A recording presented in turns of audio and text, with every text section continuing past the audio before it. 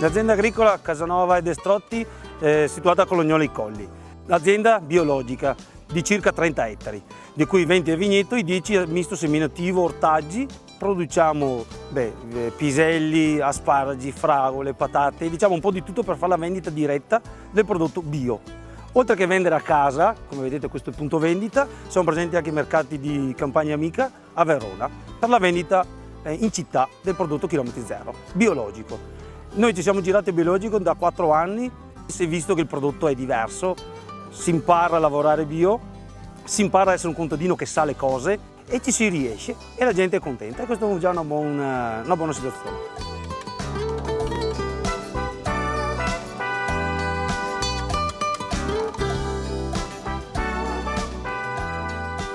Da quando ho fatto biologico sicuramente c'è da dire una cosa, che la clientela si è sicuramente molto specializzata, è diminuita, questo non c'è dubbio perché la grande distribuzione fa i numeri, però nel biologico c'è chi conosce, chi sa e che vuol spendere con sicurezza di quello che compra ed è molto preparato il cliente biologico, sa quello che vuole, spende volentieri, spende se il prodotto è di qualità, perché noi abbiamo puntato alla qualità, non la quantità ormai è per la grande distribuzione.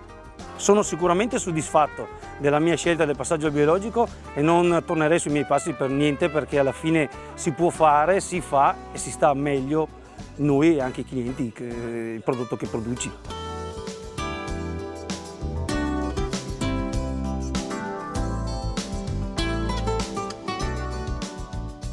Noi prepariamo anche verdure cotte, verdure crude già preparate e prodotti quarta gamma perché la gente ha proprio poco tempo per cucinare le verdure, perché le verdure richiedono tanto tempo di preparazione, dunque la signora che torna da casa velocemente trova dalla verdura cotta a vapore